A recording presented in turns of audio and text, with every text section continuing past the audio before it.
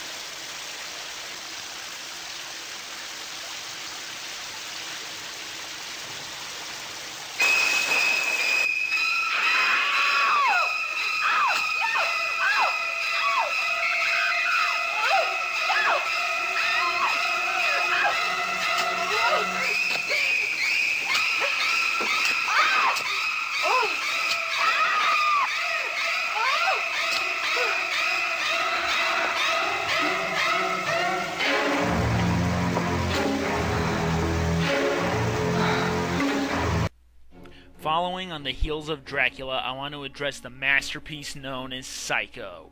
Written by Robert Bloch, a disciple of my beloved H.P. Lovecraft, the novel was inspired by the murderer and grave robber Ed Gein. Gein is often mislabeled as a serial killer, when in fact he actually murdered 2 people. It's usually contended to take 3 murders to be a serial killer. It is arguable, however, that he would have killed again if he hadn't been taken into custody. Gein lived alone, out in the middle of nowhere, having grown up with a weird mother who wanted him to be a girl, dressing him in girls' clothing and teaching him to hate men and women alike. This was obviously mirrored in Robert Bloch's book about a man shuttered up in his mother's hotel, having to serve as passerby, religiously devoted to his mother and her strange ways. Of course, whenever you mention this story, the infamous Alfred Hitchcock film comes up, few people having actually read the novel. I have to say, I prefer the novel. There's just something about its simplistic yet compelling language and eerie atmosphere that draws me in more than Hitchcock, though that's not to say I dislike the master of suspense. It's a little less subtle than the film, showcasing that Norman Bates has rather putrid interests, dabbling in occultism and pornography, and going off on angry tangents. It also simplified the killer's condition by having the murderous personality emerge when the killer would drink, kind of a Jekyll and Hyde thing. As where in the film, it was a natural occurrence. We all go a little mad sometimes. There are several other minor differences, like in the novel, he doesn't just stab her to death, but cuts her head off. Stefano was killed in the foyer, not the staircase. There was even a love story between Sam Loomis and Leela, who eventually get married. Also in the novel, it's Mary's earring that tips off her sister, as where in the film it was part of a banknote that was supposed to have been flushed down the toilet. This scene was the first to show a flushing toilet in mainstream American films, as the previous MPAA code wouldn't allow them to show a flushing toilet. I guess they took that code and threw it right down the shitter. Really, I look at this movie as the beginning of the 60s, the most radical time for America, where everything changed. When peace and love took over, the war in Vietnam raged, singers spoke out against it, and drugs, sex, and rock and roll took over. Think about it. Janet Leigh's bloodied corpse was the birth canal of the new America. It made a star of Anthony Perkins, who was once asked whether or not he was annoyed at being typecast for the role, and said he was, but he wouldn't trade it for the world.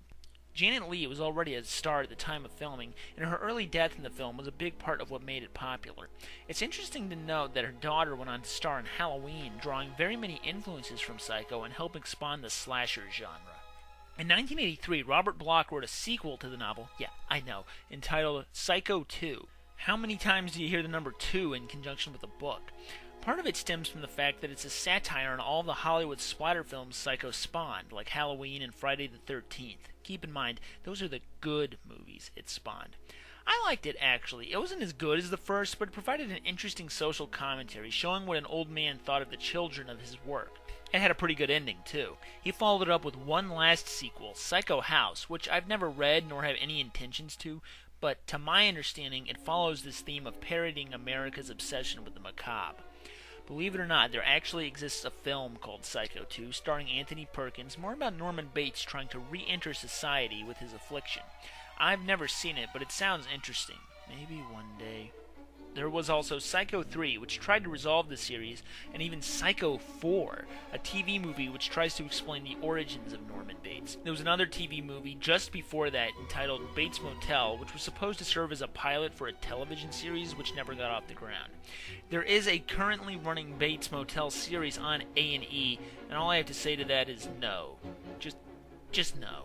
I mean, Psycho was a masterpiece. Why would you try to... Oh, right, money. I forgot. Oh, well, at least we have the original. You can't hurt it no matter how hard you try. In fact, I wouldn't even swat at it. I'm not even going to swat that fly. I hope they are watching. They'll see. They'll see and they'll know. And they'll say, why, she wouldn't even harm a fly.